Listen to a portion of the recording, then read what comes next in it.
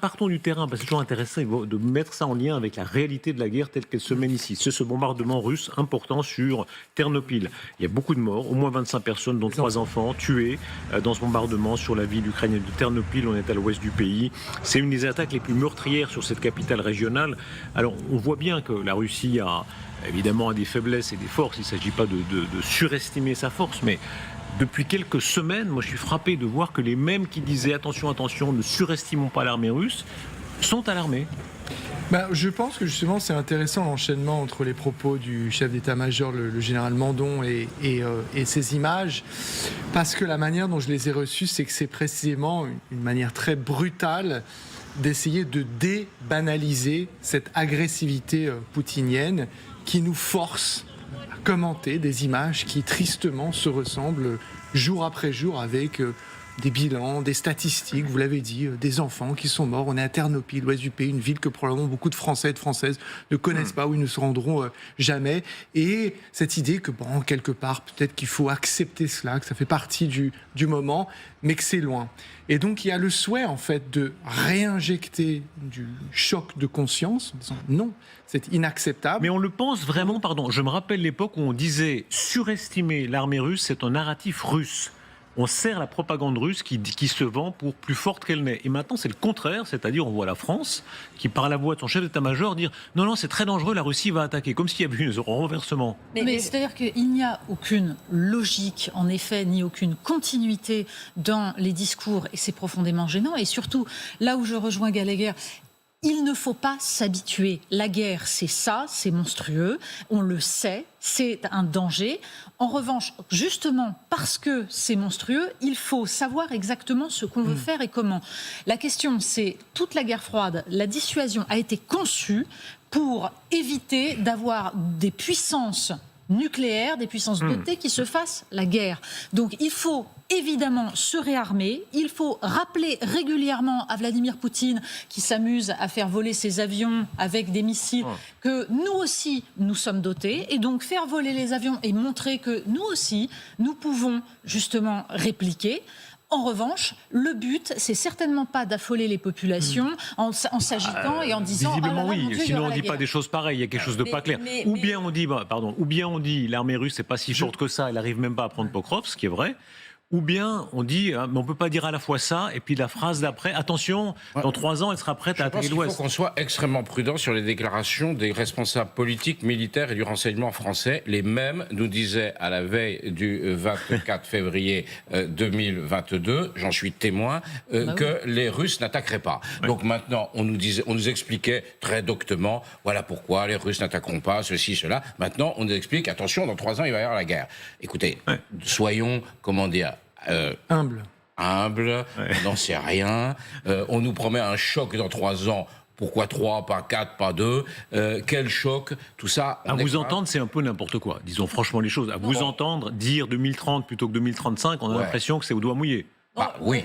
C'est au doigt mouillé ? Un peu, oui. Comme, au même titre qu'était au doigt mouillé la prévision, les Russes n'envahiront pas l'Ukraine. C'est pas très respectable. Quand on parle quand même d'une armée, on parle de la 7e puissance. Qu'il y ait une agressivité russe, oui, mais ça, c'est sûr, clair. C'est clair. Mais qu'on sache ce qui va se passer dans 2-3 ans, moi, j'en ai aucune... On avance dans la discussion, mais écoutez cette séquence. On est dans ce bombardement sur Ternopil et on voit effectivement que, de fait, la Russie a une capacité de nuisance. Et ça, c'est pas du doigt mouillé, c'est la réalité des forces de bombardement russes.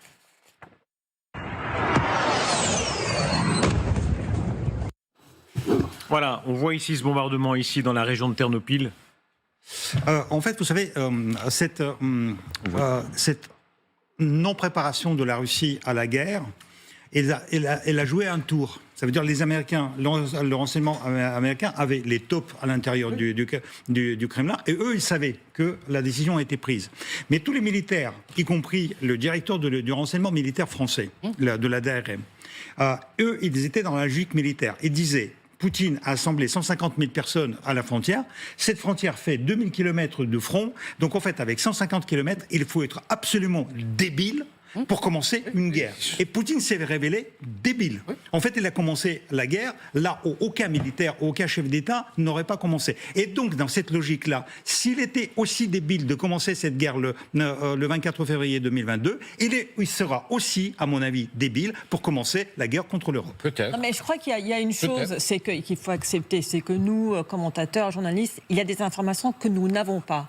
Une chose que nous savons, c'est que plusieurs chefs de renseignement de pays de l'OTAN, que ce soit l'Allemagne, que ce soit les Pays-Bas, que ce soit les Britanniques, que ce soit aujourd'hui Fabien Mandon, disent que la Russie va attaquer. Je pense qu'ils ont peut-être des informations qui ne sont pas rendues publiques. Ça, c'est une chose. C'est vrai qu'ils s'étaient tous trompés, les mêmes dont vous parlez en février 2022. Ils étaient tous trompés, mais je crois aussi que beaucoup ont appris beaucoup de choses depuis février 2022. Et une deuxième chose, je crois qu'il y a un vrai sentiment de panique devant l'imprévisibilité de la Russie. Nous ne savons pas ce qu'elle est en train de faire. Nous ne savons pas quelle est sa force réelle. J'écoutais aujourd'hui un de mes anciens collègues de l'OTAN expliquer comment l'armée russe, aussi nombreuse qu'elle soit, est aujourd'hui parcourue de tuberculose. Ce sont des hommes malades, mal entraînés, qui vont au front. Donc il y a toutes ces choses. Ce point que vous soulevez, c'est très intéressant ce que dit Samantha. L'incertitude. Moi, j'ai l'impression. Regardez la carte des bombardements de la dernière nuit. À la fois les drones et les missiles. Si on met bout à bout, si on voulait être cruel avec nous-mêmes, on ferait un petit montage de tout ce qui a été dit sur le sujet depuis 2 ans. Et vous entendriez les uns dire ils sont à bout de missiles, mais non, ils sont à bout de drones. Ah, pour finir, non. Ils arrivent de Corée du Nord. Ah non, ils les fabriquent eux-mêmes. Et il y a une incertitude de la guerre. On a l'impression qu'encore aujourd'hui, on a de la peine à mesurer ce qu'est l'armée russe. Bien sûr, et je pense qu'en réponse à la question très juste et judicieuse que vous posez tout à l'heure, il y a aussi l'humilité qui consiste à réévaluer la menace en la regardant différemment, c'est-à-dire en la comparant à ce que nous avons dans nos arsenaux et ce dont nous sommes capables. Vous savez, on sort d'une séquence où Emmanuel Macron a fait une grande annonce sur, alors j'ai toujours pas très bien compris le verbe qu'il faut employer par rapport à ces 100 rafales qui sont prévues pour l'Ukraine. C'est une cession, un don, une vente, un prêt, une commande, un prêt-bail, etc. Mais c'est aussi l'occasion de se rendre compte, OK, qu'est-ce qui se passe à Mérignac ? 239 qui sont en attente, combien est-ce qu'on en a dans l'armée française, etc., etc. Et nous, par rapport à cette menace. Et regardez ce que eux, ils sont capables de faire. Et donc ça, c'est une invitation à l'humilité et effectivement, comme vous le dites, à reconnaître que la guerre n'est pas un phénomène linéaire, qu'il y a énormément d'incertitudes, et donc il faut constamment réévaluer risque, menace. Qu'est-ce que ça dit cette carte sur la puissance, disons, de recréation de l'armée russe en matière de drones et de missiles? Alors je sais pas, moi j'ai des très mauvais yeux, je sais pas ce que le rouge représente et le jaune, qui est. Le jaune c'est les drones. Alors les drones sont de quelle couleur et les missiles de quelle couleur? Après le rouge c'est peut-être les missiles. Parce que en général, il y a moins de missiles, il y a plus de drones. L'année dernière, il y a eu 48 missiles. Les verts, c'est des trucs qui viennent de la mer. Donc, c'est sans doute des missiles qui sont lancés par des navires ou par des sous-marins. Bon, merci de votre expertise très fine, mais... Je regarde la... Pardon. Quoi qu'il en soit, on voit à quel point, en termes de missiles, en termes de munitions, en termes de drones, oui, les Russes ont beaucoup de réserves. Vous savez, pour répondre à votre question, regardez comment l'Union soviétique, pendant la Deuxième Guerre mondiale, s'est comportée. Les 2 premières années, elle était mourante, elle était défaite, elle était envahie, elle n'avait rien du tout. Après, il y avait les Américains qui ont commencé à envoyer le matériel à Staline. Et au bout de 2 ans, Staline a reconstruit l'armée, a reconstruit les usines qui étaient en Sibérie. Et au bout de 4 ans, il était à Berlin. C'est pour vous dire qu'en réalité, la réalité militaire, elle n'est jamais figée. Et je suis d'accord avec Gallagher, il faut s'habituer et s'adapter en permanence. Les Russes, cette guerre n'a pas été préparée par Poutine, on a bien compris. En fait, ils ne s'attendaient pas à ce que ça dure 4 ans, 3 ans, etc. Donc, au début, ils étaient défaitistes. Et d'ailleurs, il a dit, on s'est retiré parce qu'on a voulu montrer notre bonne volonté. C'est du pipeau, hein.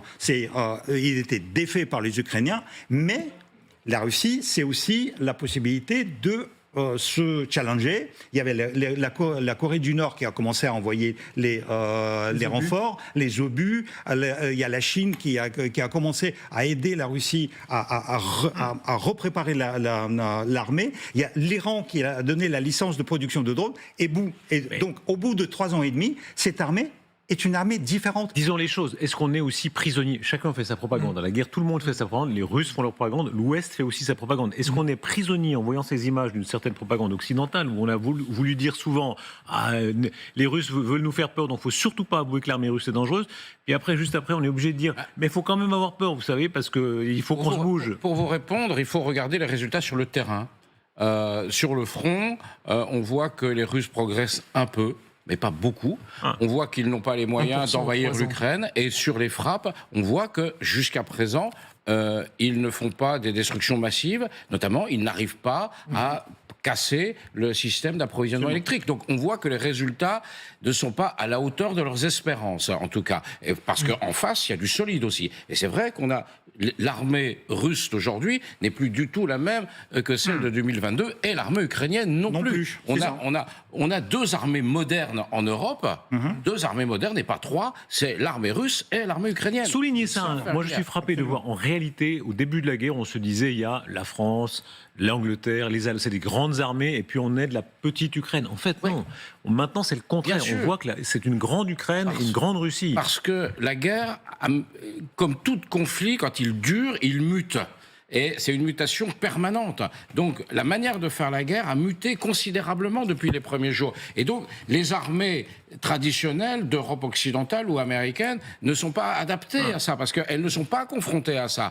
Alors que les deux armées-là, en se confrontant... Regardez ce bombardement. Là, on est sur Kharkiv, et c'est une très grande ville. Kharkiv, c'est une ville comparable, je crois qu'il y a 1,5 million d'habitants, en tout cas. C'est la deuxième ville du pays, donc je ne sais pas, quelle ville on peut comparer en Europe. Kharkiv, c'est quoi? Quel ordre de grandeur? C'est Lyon. C'est Lyon, admettons. Voilà, c'est à peu près Lyon. Et regardez, évidemment, il faut se mettre dans la vision des Ukrainiens, mais aussi des Européens qui regardent ça en se disant tiens, s'il fallait se battre à cette échelle-là.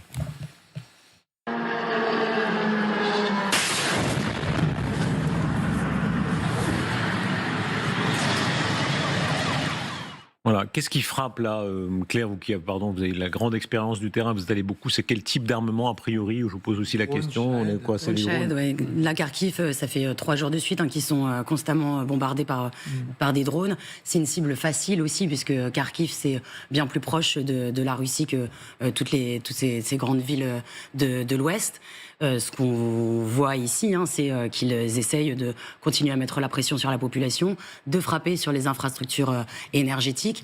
Et on voit quand même, ça fait 4 ans qu'ils frappent chaque hiver sur les infrastructures énergétiques, mais cette année, on se rapproche bien plus que les années précédentes d'un blackout. Il y a beaucoup plus de conséquences. Il y a les infrastructures, notamment de gaz, qui ont été particulièrement impactées. C'est d'ailleurs pour cela que le président Zelensky a conclu ce week-end un accord avec la Grèce pour acheminer du gaz américain, parce qu'ils vont en avoir bien besoin. On voit que la pression russe, elle continue. Et le message qui est envoyé, il est clair, c'est que Poutine n'est pas du tout prêt à arrêter le conflit, ce qui a l'air de fonctionner, en tout cas pour le moment, auprès du président américain. Et surtout, vous savez, ces images, en fait, ils nous renvoient au début de notre discussion.